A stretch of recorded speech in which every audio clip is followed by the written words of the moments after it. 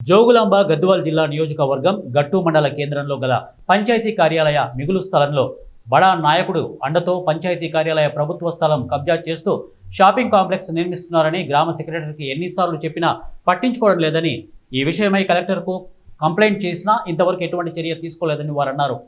3 ఫీట్ల వరకు పిల్లర్లు వేసి నిర్మాణం చేస్తున్నారని, వీరిపై చర్య తీసుకోకపోతే తామే వారిపై చర్య తీసుకుంటామని, దానికి పూర్తి బాధ్యత అధికారులే అన్నారు.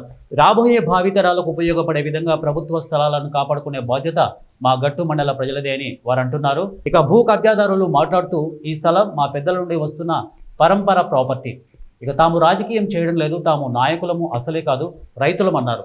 కేవలం మాజీ సర్పంచ్ ఓర్వలేకే వారి అనుచరులను పెట్టి గొడవ చేయిస్తున్నారని, తమ వద్ద ప్రతి డాక్యుమెంట్స్ ఉన్నాయని వారు అన్నారు. ప్రభుత్వ స్థలం అయితే అధికారులు ఎందుకు చర్య తీసుకోవడం లేదో చెప్పాలని అన్నారు.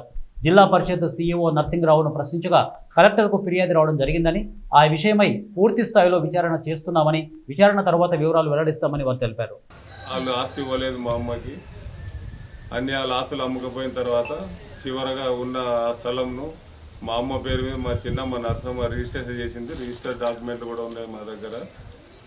రాజకీయంగా మాతో మా ఎదుగుదల చూడలేక నేనేం పదవులు అనుభవించలే.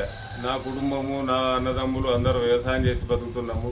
వాళ్ళంటే రాజకీయ పదవులు అనుభవించి మాకు సహకరిస్తలేరు. రాజకీయంగా గట్టులో మాకు ఎదురుగా ఉన్నారు, మాకు ప్రతిపక్షంగా ఉన్నారు. అడ్డొస్తారనే ఉద్దేశంతో ఈరోజు మా స్థలాన్ని, మా తాతలకి వెళ్ళి వచ్చిన స్థలం, మా అమ్మమ్మ స్థలం, మా స్థలాన్ని ఉద్దేశపూర్వకంగా కంప్లైంట్ చేస్తున్నారు. ఇది బస్టాండ్ స్థలం అని. వాళ్ళు రాజకీయంగా వాళ్ళ అనుచరులకి బస్టాండ్ల స్థలాలలో కూడా బండలు వాదించినారు. వాళ్ళకి ఒక రైస్ మిల్ ఉంది. ఆ రైస్ మిల్లుకి దానికి పత్రాలు లేవు, ఏం లేవు. చిన్నగా రైస్ మిల్లు ఇప్పటికి కూడా ఉంది లోపల. ఆ రైస్ మిల్లు ఎంతో ఉన్నది, వాళ్ళు షాపులు ఎందుకు కట్టినారు అవన్నీ ఎవరు అడగక వాళ్ళు ఈ విధంగా వాళ్ళని కచ్చతో చేస్తున్నారు. అంతేగాని ఆ స్థలం మాది, మాకు ఈ విధంగా డాక్యుమెంట్లు ఉన్నాయి. మా అమ్మ పేరు మీద మా చిన్నమ్మ రిజిస్టర్ చేసింది, ఓనర్షిప్ సర్టిఫికెట్లు ఉన్నాయి. ఒక కట్టనికి అనుమతులు కూడా తీసుకున్నాం గ్రామ పంచాయతీ సెక్రటరీ తోటి. ఇవన్నీ ఉండగా మా ఎదుగుదల చూడలేకనే వాళ్ళు ఊర్లో లేకుండా ఎక్కడో గద్వాల్లో స్థిరంగా ఉండి ఈరోజు గట్టుకొచ్చి ఈ విధంగా మమ్మల్ని అపాసుపాలు చేయడానికి దాని మీద లేనిపోని కంప్లైంట్ చేస్తున్నారు.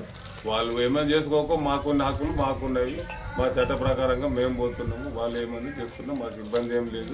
మీరు ఇక్కడ తూర్పు దిశలో మీరు కట్టుకోండి, మీరు పాత దాంట్లోనే కట్టుకోండి, మా దీంట్లో గ్రామ పంచాయతీ దాంట్లో కట్టొద్దండి అని చెప్పినా. మేము చెప్తే కూడా ఎవరేమే నా స్థలం నాది అని దౌర్జన్యంగా వేసి అనుచరులతో బెదిరించి దౌర్జన్యంగా కడుతున్నాడు. ఇప్పుడు అది కాదు, పద్ధతి కాదు, కట్టే విధానం కాదు. నువ్వు ఏమైనా ఉంటే ఏదైనా కానీ ఉంటే గ్రామ పంచాయతీలో ఎంఆర్ఓ ఉంటారు, సెక్రటరీ ఉంటారు, ఎంపీడీఓ ఉంటాడు.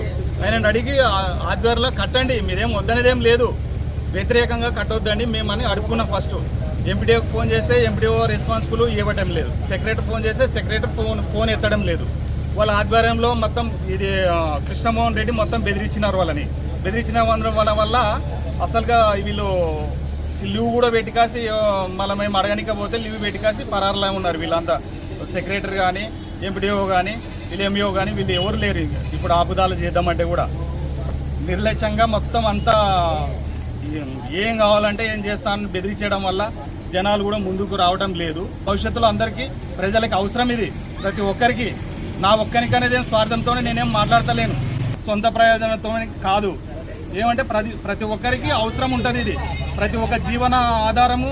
ఏమన్నా ఇప్పుడు కూలికి పోవాలంటే కూడా వాళ్ళు గ్రామ పంచాయతీ దగ్గర స్థలంలో ఈ అక్రమంగా అనుమతులు పొంది నిర్మాణాలు చేస్తున్నారని చెప్పేసి ఫిర్యాదు రావడం జరిగింది.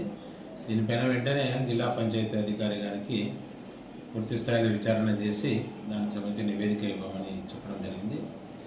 అది ఆ నివేదికను ఆధారంగా చేసుకొని తదుపరి చర్యలు చేపట్టాలనే ఉద్దేశంతో ప్రాథమికంగా ఆ నివేదికలు అంటే ముందు ఆ స్థలం అనేది ఎవరిది, మరి ఎవరు అయితే కంప్లైంట్ చేసినారు, మరి ఎవరైతే నిర్మిస్తున్నారో వాళ్ళ దగ్గర ఏమైనా రుజువులు అట్లా ఉంటే వాళ్ళు ఏం రుజువులు సమర్పిస్తారు, అది రిజిస్ట్రేషన్ అయిందా లేదా, ఇవన్నీ కూడా వివరాలన్నీ కూడా ఇమ్మని చెప్పడం జరిగింది. దాని స్థలానికి సంబంధించి కూడా గతంలో మన రెవెన్యూ అధికారుల నుంచి ఇదివరకు అక్కడ సంబంధించిన స్థలం వివరాలు అవన్నీ కూడా సేకరిస్తున్నాము. అంటే ఇంతవరకు ఎంత